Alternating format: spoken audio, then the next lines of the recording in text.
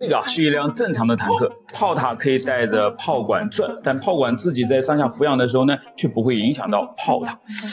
你是不是觉得所有的坦克不都该是这个样子的吗？我告诉你啊，有些坦克它就是不爱走寻常路。比方说法国的 AMX-13轻型坦克，它的炮塔就非常特殊啊，因为它需要跟炮管一起上下摇头。这种坦克炮塔叫做摆动炮塔。今天我们就来聊聊它的故事啊，它的原理是什么？它的优点有哪些？缺点又有哪些？以及为什么这种炮塔设计在现代战场上毫无立足之地呢？作为对比啊，咱们先来看看常规炮塔是怎么工作的。它们安装在车体上的炮塔环上，炮塔可以在这个环上360度的自由旋转，炮管安装在炮塔前部，可以围绕着安装点上下摆动。这就意味着通过旋转炮塔，炮管可以指向任意的方向，并且可以通过俯仰来瞄准坦克上方或者是下方的目标。这种系统自 FT-17到 M1 艾布拉姆等大多数坦克都在使用。而摆动炮塔呢，它的旋转和俯仰方式则完全不同了。首先，炮塔本身分为2个部分，下部炮塔有时称之为环座，它的功能与常规炮塔相同，它与炮塔环结合，可以360度的旋转，提供快速的指向功能。上部炮塔则塞进了一整根炮管，并且最重要的是，炮管是固定在上部炮塔内的，不能自行俯仰。取而代之的是通过转动整个上部炮塔来实现炮管的俯仰啊。说实话，这就搞得有点复杂了啊，就像是明明转动眼珠子你就能够看到隔壁桌的美女了，你非得把眼珠子固定住，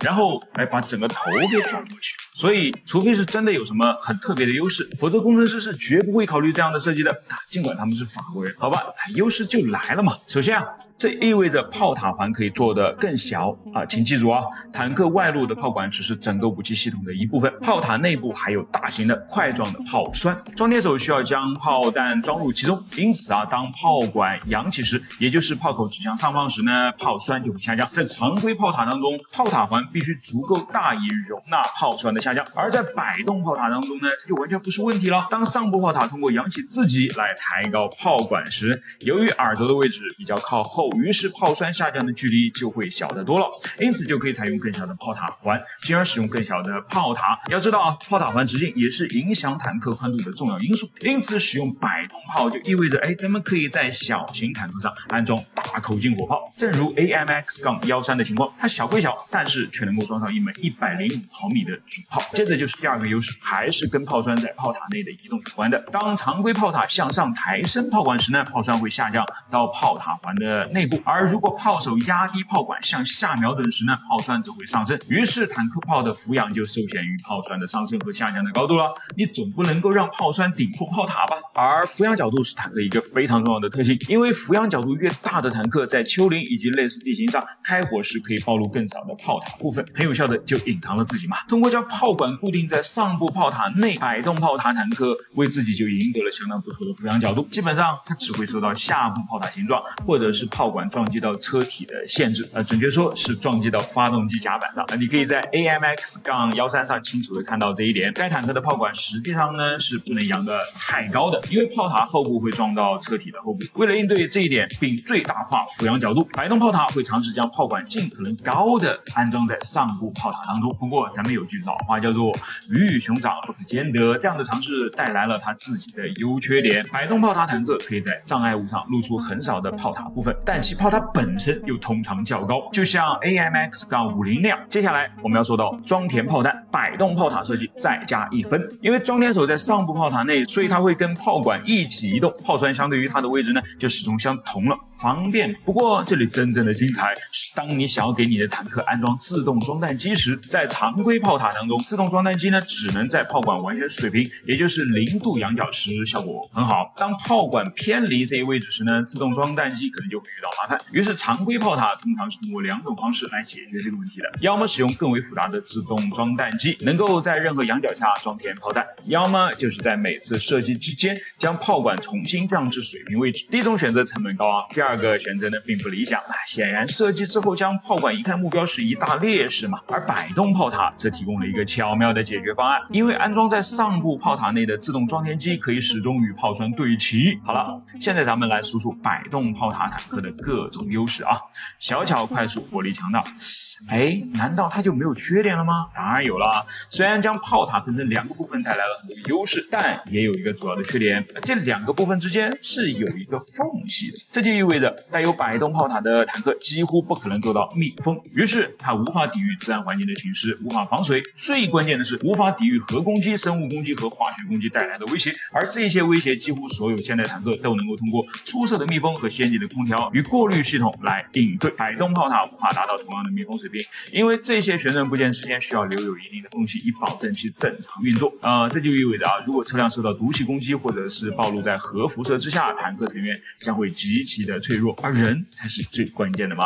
不论你的车辆多么优秀，如果你的整个车组成员被击倒了，那都将毫无意义。所以你看归根结底，装备还是要以人为本嘛。摆动炮塔在50年代、60年代和70年代迎来了它的黄金时代，以法国设计为先锋，如 AMX-13、潘哈德 EB-2和 AMX-50， 许多国家都设计了自己的摆动炮塔坦克，但实际上很少有进入服役的。所以时间来到今天，没有几个人知道摆动炮塔坦克也就再正常不过了。AK-47 有效射程300米，子弹初速710米每秒。不过那是在空气当中，如果把它放到水里面扫射，它能打多远呢？不会超过2米远。为什么？因为水的阻力是空气阻力的800倍。你能体会到船它有多难了吧？在阻力如此之高的地方前进呢，难怪它要想尽一切办法把自己的脑袋削得尖尖的了。但不对啊，我看到了一个很反常的现象，在很多大船的船头下方居然突出了一个看起来又圆又笨的东西。在我看来呢，它不仅拉低了整体的颜值，而且难道不会拉低船头的流线造型，让原本就不小的阻力进一步的增加吗？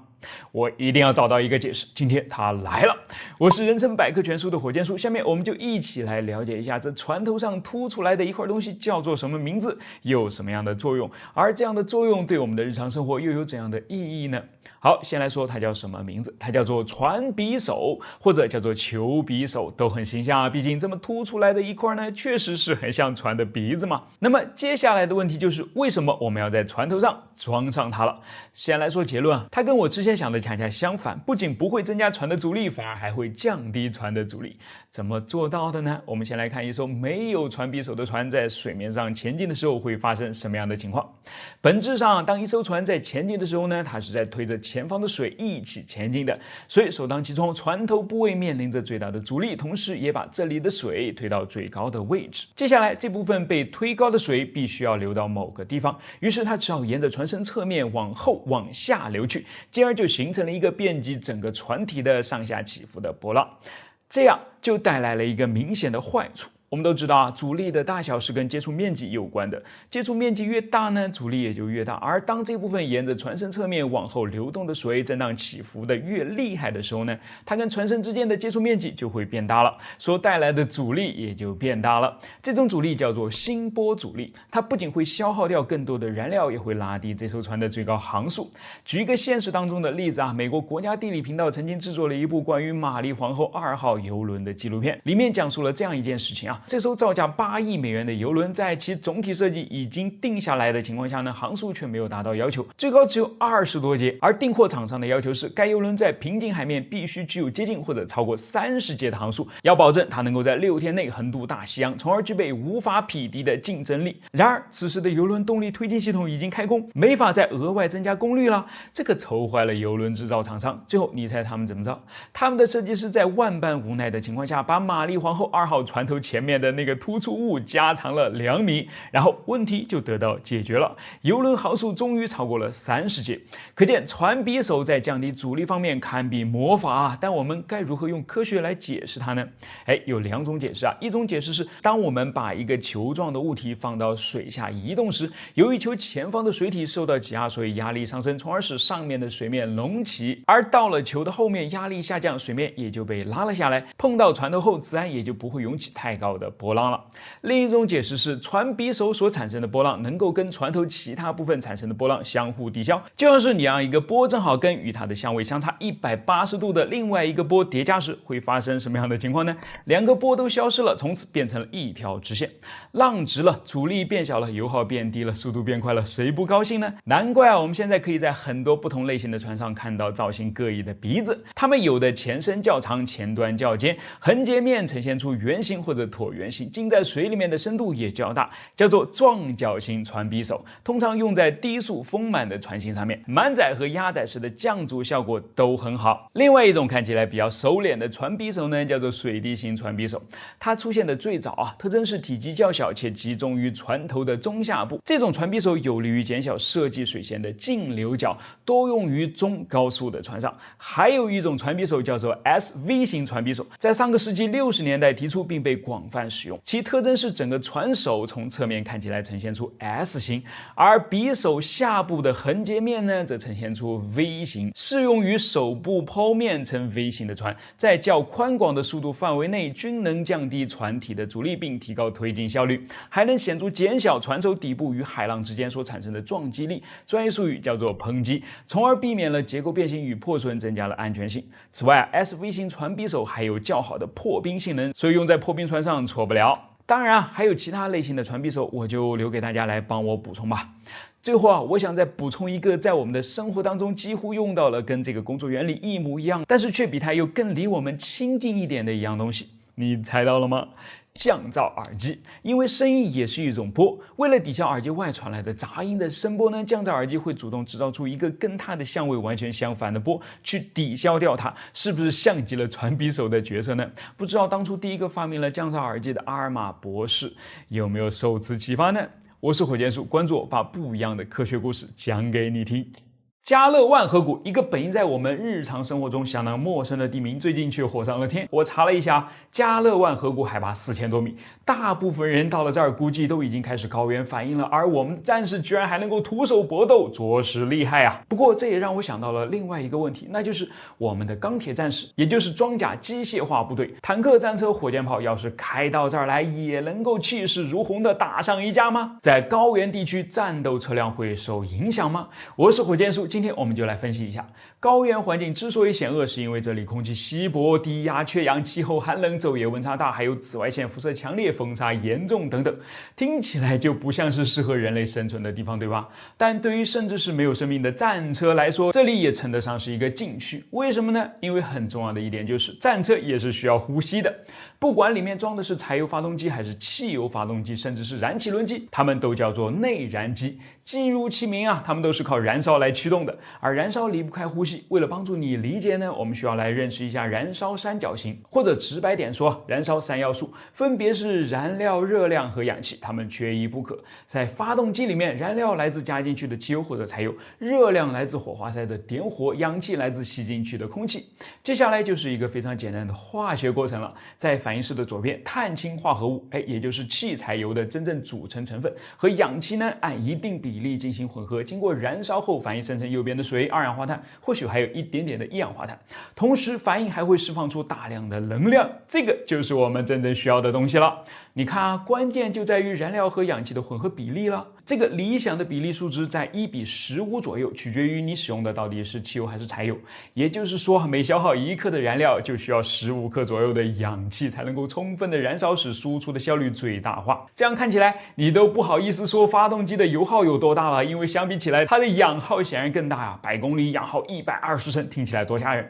好在氧气不要钱，烧了也就烧了吧。但随着海拔的升高，含氧量也越来越低，你想烧那么多，可周围的空气里面已经没有多少剩下来给你烧了。基本上海拔每上升1000米，含氧量就会下降大约8%，发动机的燃烧开始变得不再充分。实验数据表明啊，对于自然吸气型的发动机，海拔每上升1000米，功率和扭矩分别都会下降8%到13%，油耗反而会上升6%到9%。这一方面是由于混合气体的燃烧不充分造成的，而另一方面也是由于气压的降低导致了气缸内充气量的减少，散热性能下降，热负荷增加所导致的。它们综合在一起，严重影响了发动机的动力性能。你想想看，要是把这样的坦克开到海拔4000多米的加勒万河谷去，它的动力就只剩下平时的一半左右了，还怎么能追着敌人玩个痛快呢？显然是不行的嘛。那该怎么办呢？涡轮增压嘛，涡轮增压里面的风扇依靠极高的转速，通常要比发动机本身的转速还要高8倍，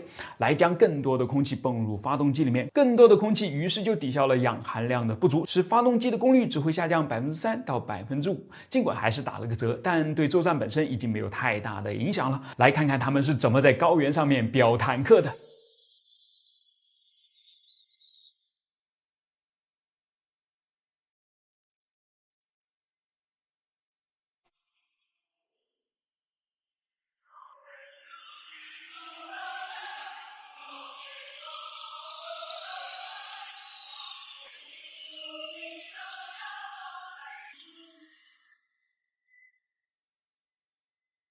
当然，如果你以为高压环境只会影响到发动机的机动性能的话，那还是想得太简单了。其实除此之外啊，发动机的启动性能、发动机的配气系统、冷却系统、润滑系统都会受到气压下降、温度下降、风沙严重、气候波动等等的影响。还没完哦，车辆的传动系统、液压系统、制动系统也会在这里经受严峻的考验。所以，跟中国功夫一样，大国的工业水平当然也是凭实力说话的。我是火箭叔，关注我，带你一起长见识。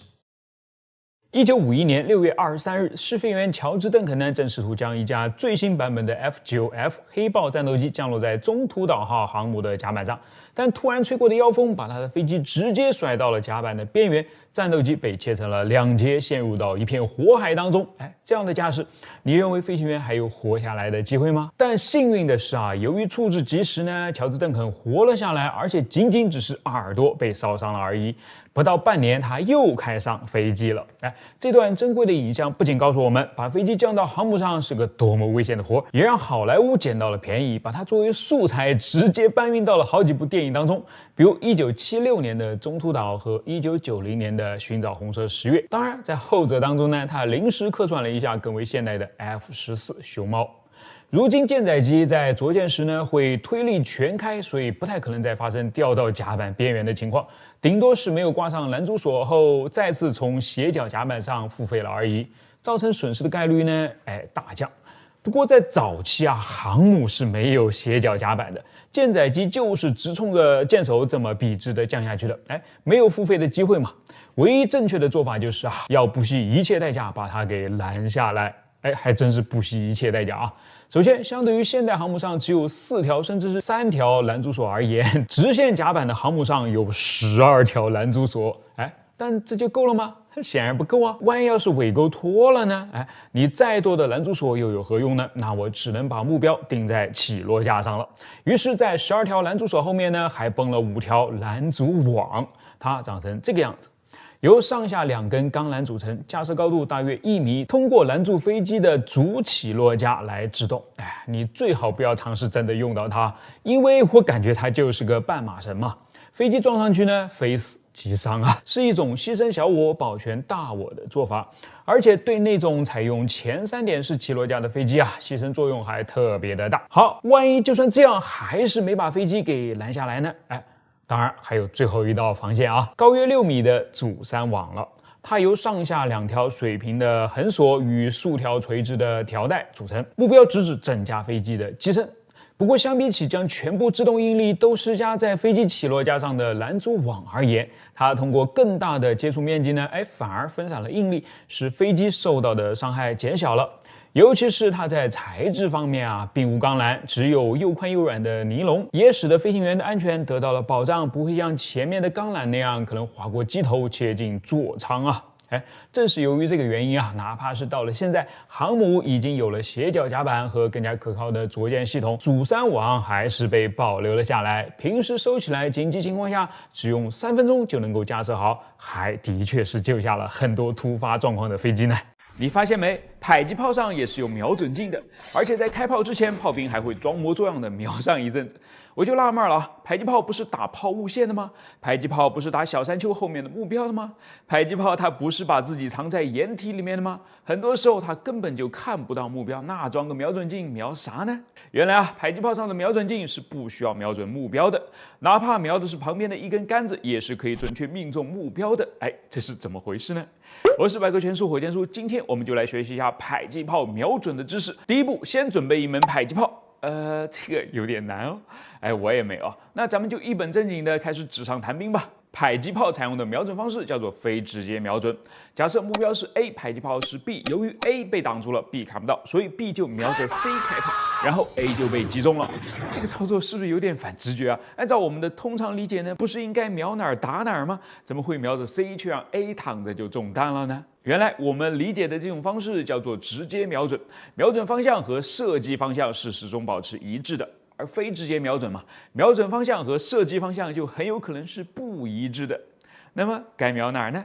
非直瞄的方式其实有挺多的，我们今天只讲其中比较好理解的2个。一个是瞄准观测站的方向盘，另一个是瞄准一前一后的2根标杆。方向盘 aiming circle 在这儿是一个军事术语，指的并不是我们汽车上面的方向盘，它更像是建筑工地上用来测会用的经纬仪，是用来测量方位角的。方向盘一般设置在迫击炮的前方，可以同时看到目标和我方阵地的地方。先用它来瞄准目标，得到基准射击方向，然后再把它转动来瞄准我方迫击炮的瞄准镜。此时呢，就可以得到一个基准射击方向同方向盘与迫击炮连线之间的夹角，这个夹角叫做分划。我们假设它的大小是 a。接着，观测站把这个测得的分划报告给迫击炮阵地，迫击炮瞄准手拿到这个分划之后，就可以先把自己的瞄准镜上的分划设定到这个数值。你可以理解为在设定完之后呢，瞄准镜的瞄准方向与炮口方向的夹角就变成 a 了。然后他再用瞄准镜向方向盘去瞄准。根据简单的几何常识，我们就知道此时的炮口方向自然已经同基准射击方向平行了。迫击炮射击当中的一项重要数据方位角已经解决了。但是好用是很好用不过实战中的迫击炮呢，要的就是灵活轻便，非要打上个方向盘，既降低了反应速度，又容易暴露自己，有点不太划算所以迫击炮通常是不用这个方法的，而是改用2根杆子。这2根杆子是拿来瞄准目标的，相当于是确定出了基准射击方向。这个方法叫做双标杆瞄准法，它们会被插到能够看到目标的地方，然后迫击炮呢就架设在它们后面的掩体内，或者是有助于隐藏自己的凹坑里。不过得要保证从迫击炮的瞄准镜里面是能够看到这2根杆子的。接着呢，就用瞄准镜来瞄准前面的那根杆子，在瞄准的同时，炮口和瞄准镜一定要是一起动的。瞄准好之后，炮口停下来，继续让瞄准镜去瞄准后面的那根杆子。于是瞄准方向就同射击方向之间有了一个夹角，假设它是 B。接着呢，再用瞄准镜回过头去瞄准前面的那根杆子。而在这一次的瞄准过程当中，炮口需要跟瞄准镜一起动起来。当它最终停下来时，对着的方向应该就是2根杆子瞄着的敌人所在的那个方向了。真这么巧吗？其实从图示当中我们就可以看得出来它也是利用了几何当中2条线段在被第3条线段穿过之后，如果所形成的同位角相等，就说明这2条线段是平行这么一个公理的。但这里面有个 bug， 不知道各位有没有看出来那就是2根标杆和迫击炮之间的位置安排是有玄机的。简单说，它们得要形成一个等腰三角形才行。至于为什么呢，我就交给你自己来思考了。你只需要在纸上画一画就能够明白了。好了，这就是2种用于测量射击方位角的瞄准方式了。但光是这样还不能发射炮弹因为迫击炮还需要知道高低角，然后根据所使用的弹药来达到正好的距离上，那就还需要测距了。既然都讲到这儿了，那我肯定是要把你教完整测距可以用到拇指测距法，伸出你的一只手臂，给我点一个标准的赞，然后眯起一只眼睛，在需要测距的位置附近找到一个你大概能够估计出宽度的东西来，让大拇指跟它的一头对齐。接着呢，手不要动，换另外一只眼睛眯着看，大拇指的位置移动了，把它在你的参照物上移动的距离乘以10，大概就是你离目标的距离了。举一个例子在远处停着一辆公交车，当你眯起左眼时，看到大拇指位于车头的位置，而眯起右眼时，看到大拇指正好跳到车尾了。根据我们的经验，一辆公交车的长度大约在10米左右，那么这辆公交车离你的距离大约就是100米了。这个呢，同样也是用到了几何当中一条非常经典的公理：2个相似三角形的对应边成比例。我们的瞳距与手臂长度的比例大约是1:10，所以它的相似三角形的底与高的比例也就是1:10了。而这个相似三角形的高，不就正好是我们需要知道的目标距离吗？好了，这下距离也知道了，所以就可以把迫击炮的高低角也设置好，我们终于可以对准目标开炮了。你学会了吗？我是火箭叔，关注我，把不一样的科学知识讲给你听。北京到广州坐飞机3个多小时，上海到武汉坐高铁要4个多小时，成都到西安开车差不多10个小时，能不能再快一点呢？可以的，也许超级高铁可以帮到你。我是火箭叔，今天我们来讲一讲超级高铁。什么是超级高铁？它发展到哪一步了？它真的是未来的理想交通工具吗？好，现在我们就进入主题。2012年 Elon Musk 首次提出了他关于未来超高速运输系统的构想。在最初发布的设计里，这个被装在半真空管子里面靠电磁力推动的车厢，由于干掉了影响车辆速度的2个传统因素，摩擦力和空气阻力，所以可以以接近音速的每小时1200多公里的高速行驶。掰着指头算一下，一样是上海到武汉，要是超级高铁开通了的话，只需要40分钟就够了，意味着你可以早上吃完热干面，然后准时的出现在陆家嘴跟同事们说 morning， 厉害吧？那么超级高铁靠什么让自己开得这么快呢？简单介绍一下它的工作原理啊，拿你喝珍珠奶茶时的状态举例，超级高铁的车厢就像是你吸进吸管里面的一粒珍珠，只不过推动它前进的力除了空气压力以外，主要是电磁的排斥力。童年幸福的宝宝一定拿2块磁铁这样玩过。那么吸管本身肯定就是超级高铁运行其中的管道了。我们都知道啊，当车厢快速往前移动时，会压缩前方的空气，而聚集在管道前方的压缩空气会产生大量的阻力，使车速下降。该怎么办呢？把管道抽成真空行不行啊？看来你很机智哦。可是可以啊，但难度太大，而且还相当危险。后面我们会说到的。所以超级高铁的管道里并不是完全的真空，只不过里面的空气的确是被抽走了一大部分，然后在车厢头上装上像是飞机引擎上一样的压缩风扇，一边前进一边吸入前方的空气，把它们导向车厢后方，获得额外的推力。同时它还有更大的作用，就是将这些压缩空气吹到车厢下方，形成一个能够让车厢浮起来的气垫，这样连摩擦力也没有了，一举两得后，能跑得不快吗？当然，超级高铁还有另外的优势啊，由于完全封闭，所以完全不受天气的影响，甚至连地震也不怕，因为支撑起管道的高架桥墩都采用了弹性的抗震设计，再加上每一节的管子都是独立的一个个单元，即使坏了也能够很容易的修复和替换，所以安全性也相当的理想。最后，由于几乎没有摩擦力和阻力的影响，所以只需要很少的能量就能够推动超级高铁跑起来了，简直是清洁能源最好的用武之地啊！如果能配合马斯克自己家的太阳能电池板一起用，那就更是比翼双飞，神雕侠侣了。问题是，自打提出这个概念并丢出一份白皮书之后呢，马斯克并不像他以往那般身体力行地投入到超级高铁的打造中去，只是每年在洛杉矶 SpaceX 总部的一条测试跑道上举办一场比赛而已。这是什么鬼啊？是给年轻人留机会，还是放个烟雾弹让竞争对手们吭哧吭哧先杀出一条血路来，然后再去收割？或许也可能只是他觉得殖民火星才是人生目标。不管怎么样，现在的确是有几家公司连同几个国家一起在抢着要建出第一条真正的超级高铁来了。理查德·布兰森这几年被埃隆·马斯克盖过了风头的亿万富翁，正在用自己的维珍超级高铁1号实践着马斯克的梦想。助力这个梦想的是印度和沙特，这2个国家放在一起怎么有点……总之啊，布兰登已经说服了印度联邦运输部长以坐火箭的速度升级一下自家的火车系统，在孟买和新德里之间修一条维珍超级高铁。至于完成时间嘛，就跟印度一样神秘。沙特这边呢，是希望用超级高铁来连接起它在海湾的几个主要城市，为每年穿梭期间的4500万个乘客提供1小时内到达的都市全服务。尽管已经同意使用维珍的超级高铁系统展开一系列国家级的可行性研究，并建设一条35公里长的测试轨道，但维珍在这里却有一个强劲的对手——超级高铁运输技术公司，简称超级高铁 TT， 也计划在沙漠中央建起一条跑道，连接起迪拜到阿布扎比，全长150公里的铁路只需要15分钟就嗖的一声到达了。剩下的公司和剩下的时间表还有准备在2028年连接起欧洲的 HART， 延续了欧盟的传统啊。HART 本身也是由荷兰、波兰、西班牙和加拿大的几家公司联合成立的，希望他们不要在还没有建起之前就闹起了脱欧的矛盾。所以我们有希望在下一个10年就看到超级高铁遍地开花吗？我严重怀疑。既然超级高铁那么美好，为什么中国却显得完全无动于衷呢？日本高速铁路的发明者同样也毫无动静，为什么呢？冷静下来仔细分析之后呢，我们其实可以看到超级高铁的美好几乎都是在纸面上的。作为一个交通运输工具，能够既快速又经济的把乘客或者货物从 A 地运到 B 地，才能够产生出价值。而根据一份资料显示来计算，超级高铁的载客量大约是每小时1120人次。比较起来啊，空客 A320 目前最流行的载体客机每小时的载客量大约是2472人次，而我们的 CRH380AL 一次可以载客1066人。如果在高峰时刻，比如春运的话，每小时载客量能够超过12000人次。超级高铁怎么比？另外，从车辆本身来说啊，不用装在管子里面的磁悬浮本来就已经有了，而且还在越来越快，为什么还非要造个管子把它们放在里面跑呢？你真不怕大气压力发威的时候吗？最后，超级高铁告诉我们很省钱。是的，谁都知道没有了阻力，轻轻一推它就跑。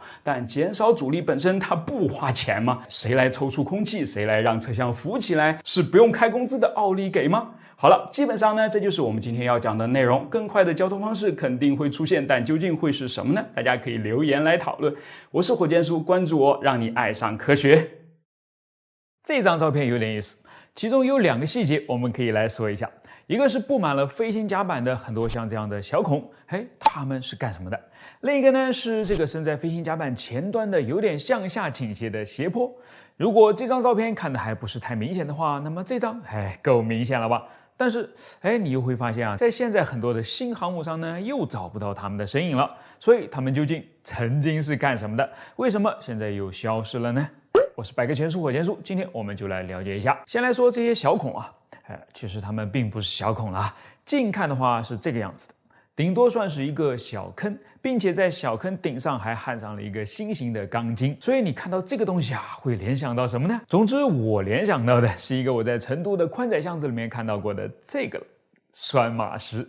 有没有异曲同工之妙呢？既然这个是拴马的，那么那个就是拴飞机的了，就像这样一样。尽管航母上的飞机是可以被存放在飞行甲板下方的机库里面的，但海军有的时候呢却并不喜欢这么做，估计是嫌太倒腾了吧。所以总有一些遗漏的固定翼飞机和直升机呢被留在了甲板上，跟着航母一起随波逐流。为了避免它们滑动呢，就需要用专门的链条来固定它们。通常情况下，至少每架飞机上呢得要绑上6到12条才行。要是遇到恶劣天气的话，就得绑上更多了。实际上，不光飞机，任何一个在飞行甲板上可以移动的设备，比如救护车和其他一些工作车辆等等呢，在停稳以后都是要绑起来的。所以呢，这个叫做 pad eye 的东西呢，就几乎布满整个飞行甲板了。由于它们是凹在下方的，并且上面的新型钢条呢够密够平，就完全不会影响到甲板的平整度了。好了，我们再说第2个，身在航母前方的小斜坡，它们叫做缰绳捕捉器。为什么现在又不见了呢？因为采用缰绳的弹射方式基本上都被淘汰了嘛。跟现在航母上普遍采用的简单又方便的弹射杆不同啊，以前使用的是缰绳弹射，是又复杂又费料的。具体区别呢，我们可以来看看啊。先看现在的弹射杆式啊，基本上2步就可以了。先是把飞机前起落架上面的牵引杆挂在弹射器的滑块上，然后在后面接上一根阻碍杆。它的作用是用恰到好处的力量抓住推力全开的飞机，直到弹射器开始工作才放开，以保证飞机在一开始的时候呢能够停在原地。就这么简单。好，再来看看缰绳式又是怎么做的。它呢就很像是在飞机的脖子上挂了一条项链啊。它的2端分别挂在飞机2翼下方的钩子上，然后从弹射器滑块的凹槽中穿过，接着滑块稍稍前移，把缰绳给拉直了。当然后面呢也会挂上一条专门的阻碍绳索的，起到的作用呢跟现代的阻碍杆一样，在弹射器没有往前冲之前，把飞机拉在原地。由于整个过程步骤繁多，又是挂又是检查又是指挥的，所以需要的人就会很多了。通常至少是5个人，3个人负责前面的缰绳，2个人负责后面的缰绳。即便是这样，每一次的弹射呢，都犹如拆盲盒，生怕就拆出了一个不靠谱的出来。当弹射器拉着挂在飞机上的缰绳越来越快地冲向甲板前方时，飞机升空了，而缰绳就只剩下了2种命运。一种呢是直接被甩到海里面，变成一次性的喂鱼去了。在没有退役之前呢，法国戴高乐航母上的超级军旗舰载机就一直是这么做的。显然，这甩出去的都是钱呐。法国人的航母不多，甩的也不多，咬咬牙咽肚子里面也就罢了。但美国人受不了啊，所以这就带来了缆绳的第2种命运：回收再利用。当然代价是操作起来又复杂一些。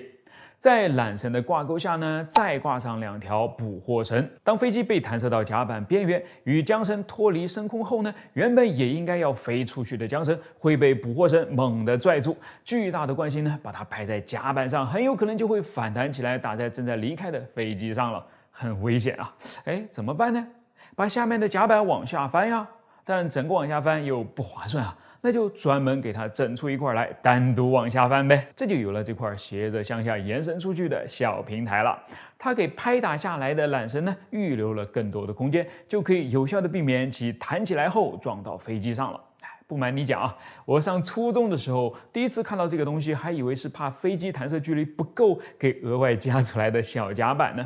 但就是很纳闷啊，它不该往上翘，怎么还往下倾斜呢？所以啊，你以前有没有也这样想过呢？有的话就在弹幕里面扣个1啊，表示咱就是战友了。当然，随着时间推移，现在这个东西只能在巴西从法国那儿买回来的圣保罗号克莱蒙梭级航母上面看到了。美国自己的已经随着最后一艘装着它的企业号在2012年退役，全面退出历史舞台了。好了，于是今天的内容也就到此为止了。我是火箭叔，关注我，把不一样的科学知识讲给你听。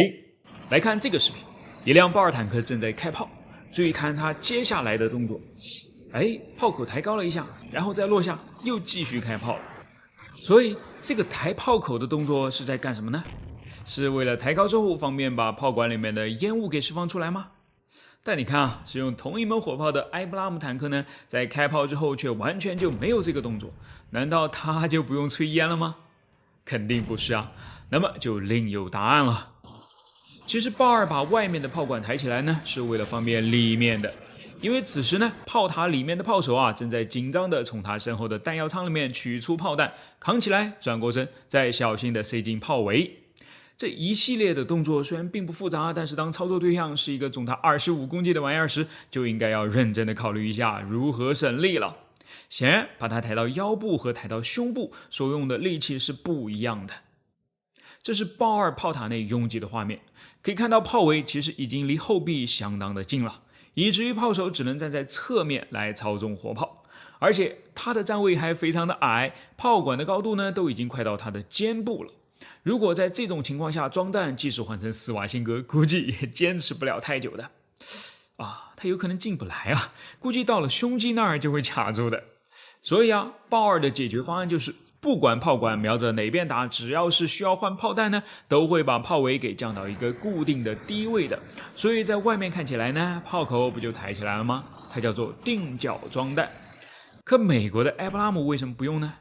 人家空间大，炮手还站得高嘛，所以就可以站到炮尾的后面，只用把炮弹抱到及腰的高度就能塞进去了。这样再动炮管的角度呢就没有太大必要嘛。它叫做任意角装弹。从装弹效率和发射速度来看呢，肯定是要高于豹二的。但你会不会奇怪啊？既然他俩用的都是一模一样的蓝银金属120毫米滑膛炮，为什么在装弹方面却有着这么大的区别呢？先放2张对比照片，看看你能不能自己悟出点啥来。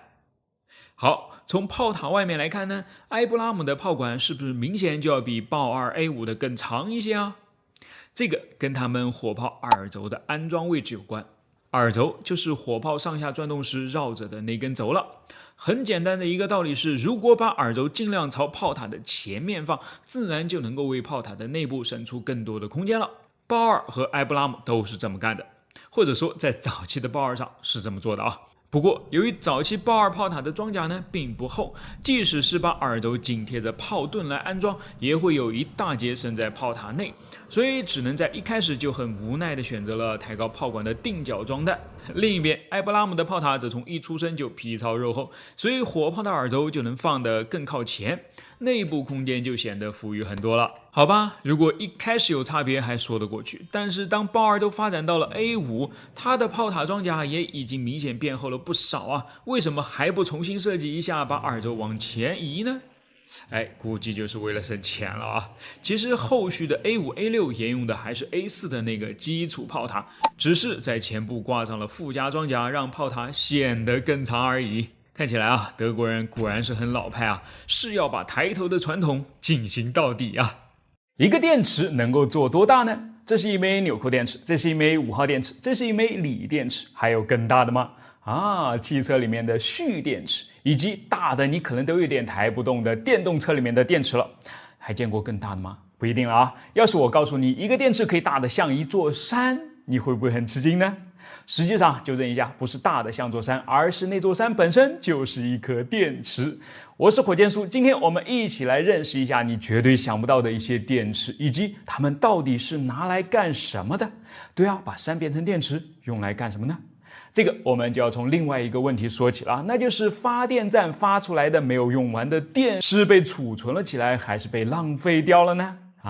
其实都不算啊，正确的答案是发多少用多少，因为在电网当中，发电与供电是同步进行的。这样科学吗？我们来看看啊。一方面，发电端很多时候都是在看天吃饭，除了烧煤炭的热电站可以比较容易的根据需求来选择烧还是不烧，少烧还是多烧以外，水电站的风水期和枯水期，太阳能电站的白天和黑夜，晴天还是雨天，风力电站的刮大风还是刮小风，全都由不得人去使唤。这就造成了有的时候发电量天然就会多一些，而有的时候则会少一些。但另一方面啊，并不意味着你发电量多的时候用电量就跟着多起来啊，而发电量少的时候恰恰也有可能碰上一个高温天，用电量一下子就飙上去了，怎么办呢？目前的电网啊，只能靠预先规划和动态调节来对两端做出平衡，这就是电力调度在做的事情了。可以看得出来啊，他们的工作量是相当可观的。但即便如此呢，随产随消还是要付出巨大代价的，那就是要么大量能够被用来生产电能的其他能源被白白浪费掉了，要么生产出来的大量多余的电能无处可去，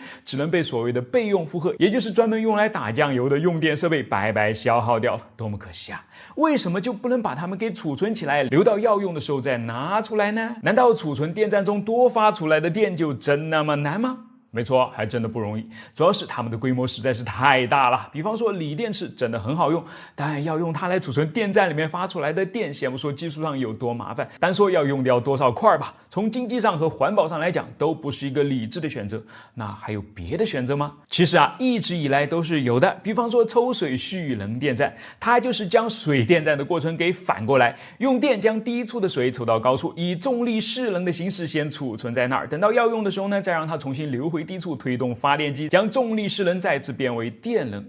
其实跟电池的原理是一模一样的哦，只不过我们通常理解中的电池是将电能转化为化学能储存起来而已，并且呢也没有那么大。大有错吗？难道用重力来储存电能就不能叫做电池吗？没有这个道理吗？要是继续沿着这条能量之间转化的思路往前走的话，其实我们还可以找到更多类似的储能方案。光是用重力就有好几种，除此之外呢，还有靠压缩空气来储能的，靠飞轮来储能的等等。下面我们就分别来看看。先说用的最多的抽水蓄能，它最早于19世纪90年代就在意大利和瑞士得到了应用，迄今为止已经有100多年的历史了。抽水蓄能电站是当前唯一能够大规模解决电力峰谷困难的一个途径，但为什么还是显得杯水车薪呢？因为尽管它有技术上成熟可靠，容量也可以做得很大等优点，可缺点也相当明显啊。首先是建造受地理条件的限制，必须有合适的高低2个水库。另外呢，在抽水和发电2个过程中都有相当数量的能量被损耗，储存效率只有大约60%到70%左右，非常不划算。还有一个缺点也跟地理条件有关，它一般都远离负荷中心，不但有输电损耗，而且当系统出现重大事故而不能工作时，它也将失去作用。你只要想想，要是手机电池不长在手机上，而是连在电线上拖在其他地方，难受吗？当然啊，用重力来储能可不止抽水蓄能电站一种啊，还有更直接的。有一个想法是直接在地底下挖一条垂直的深坑，不过为了降低成本呢，通常是去找那些现成的被废弃了的矿井，然后挂上高达几千吨的负重锤到井底，需要储存电能的时候就用电机把它拉到地面上来，需要释放电能的时候呢，就让它往下落，把发电机给带动起来。显然，坑挖得越深，挂的负重越重，这枚电池的容量也就越大。它的优势应该是受地理条件的限制没有那么多，即便是在城市里面也能够办到，只不过现在还在技术验证的阶段。还有一种利用重力的方案叫做轨道电池，这个比较形象，说白了就是把一列能够沿着轨道爬上山坡的列车当成是一枚移动的电池，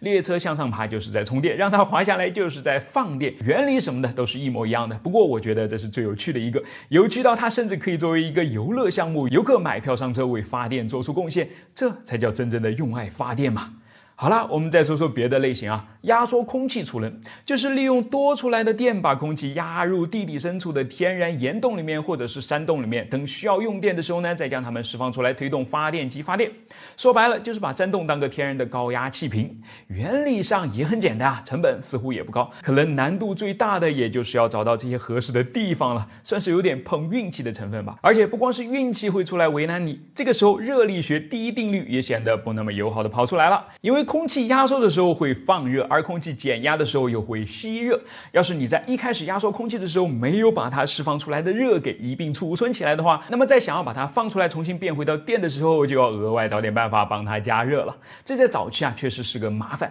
人们找不到储存热量的好方法，只好任由它散掉，然后在释放的时候必须烧天然气来重新加热，以免冻坏发电机。这一来一去能量损耗相当严重，这又成为限制压缩空气储能的一道坎儿。好在最近10几年呢，随着技术进步，热量能够被有效的保存和再利用了，这道坎儿也消失了，压缩空气储能看起来也就成为了一个极有希望的方向。下一个很有希望的方案是飞轮储能了，当然也可以叫做飞轮电池，它靠飞轮的加速和减速实现充电和放电。飞轮电池中有一个内置的电机，它既是电动机呢，也是发电机，在储存电能时，它作为电动机给飞轮加速，当需要电能时，它又作为发电机给外设供电。此时飞轮的转速不断下降，而当飞轮空闲运转时，整个装置则以最小的损耗运行。飞轮电池的优点是灵活性很高，飞轮机组可以制成单元型，根据需要组合成更大功率的装置并安装在负荷附近，这样既可以根据需求逐步扩展，又可以避免输电损失。但它也不是没有缺点因为为了减少充放电过程中的能量损耗，主要是摩擦力的损耗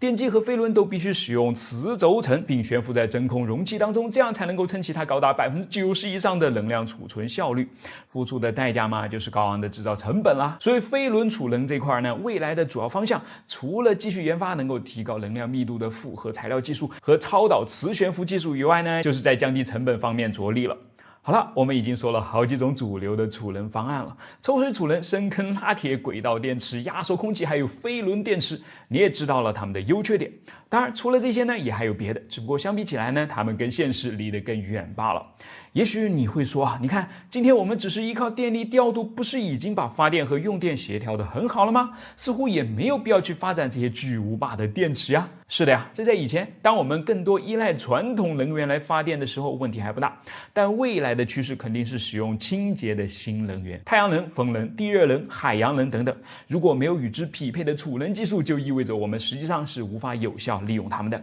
所以看起来一颗电池的大小还真的是有可能远超你的想象哦。我是火箭叔，关注我，一刻不停带你长知识。你很难想象雷达这个人畜无害的防御装备，一开始却是被当成致命武器来研发的。1935年，英国政府委托物理学家罗伯特·瓦特研究无线电波，希望用它来摧毁德国的飞机。但很快，这位科学家就得出了结论无线电波同致命射线之间的差别就如同弹弓同导弹之间的差别一样大。飞机看来是打不下来了，但好像也并非全无军事价值。就在这项研究刚刚开始的几周之内呢，瓦特就发现通过测量从机身弹回来的无线电回声延迟的长短，就可以得知飞机的飞行方向和距离了。于是从此就开启了雷达的职业生涯。这让我不免想到一个问题我们不是一直都在说是蝙蝠启发了人类发明雷达的吗？看起来它又是另外一个你千万别太当真的励志故事而已。我是人称百科全书的火箭叔，今天我们就来聊一聊雷达当中的神器相控阵雷达究竟是如何工作的。它能够强大到探测出像 F-35、歼20、苏57这类先进的第5代隐形战斗机吗？好，千里之行呢始于足下，我们先来看看雷达最基本的工作原理。其实它在很多方面都是挺像我们的眼睛的。首先目的相同，都是为了看见目标，只不过呢一个靠的是可见光，另一个靠的是无线电波。其次想要看到不同方向的目标都是需要转头的，这就解释了为什么很多传统的雷达都是始终在不停的旋转。然后想要更清楚的观察目标的话，就需要收窄视角，我们可以借助望远镜，而雷达可以增大天线面积，天线越大波束越窄，判断的精度也就越高。但问题也就产生了，大天线它转不快少一圈回来呢，目标可能已经飞跑了，这就尴尬了，怎么办？相控阵雷达就是来解决这个问题的。怎么个解决法呢？靠电磁波的干涉现象。在相控阵雷达的天线平面上规则地排列着很多微小的单元，它们有点像是昆虫的复眼，每一个都可以单独的发射和接收电磁波。当这些独立的单元发出的正弦波同时向外传播时，它们之间就会发生建设性干涉和破坏性干涉，使之加强或者减弱。就像两个完全同步的水波一样，当碰在一起之后呢，垂直于它们中心连线方向上的波纹得到强化，而其他方向上的波纹则逐渐消失了。好，这是两个波完全同步的情况。要是它们不完全同步呢？要是第二个比第一个稍微慢了一点点呢？这个称之为相位移动，相移。那以此类推下去，第三个又比第二个再慢一点点，第四个又慢一点，第五、第六、第 n 个都是这个规律，会发生什么样的情况呢？实际上，我们就可以用计算机来控制每一个单元所发出来的电磁波的相位差，实现在它们相互干涉之后，朝着我们想要去的方向传播了。这便是相控阵雷达的工作原理了。完全不同于传统雷达的机械扫描，它靠的是相位移动的电扫描，速度差别是以数量级来算的，而且更加灵活，能够跟踪更多的目标，拥有更强大的抗干扰性，以及更能够发现隐形的目标。对了，这隐形飞机雷达是怎么把它探测到的呢？我们就来简单的介绍一下啊。说是隐形呢，其实并不完全意味着看不到，只是跟普通飞机比起来呢，雷达截面更小而已。它们通常靠两方面来实现的，一个就是调整外观，偏转雷达波，使其不会按照原路反射回去。锐利的边缘和多棱角的结构都有明显的好处，这点看看 F117就知道了。第二个呢，就是使用特殊的涂层，将照射到身上的雷达波吸收掉。至于到底是怎样的涂层呢？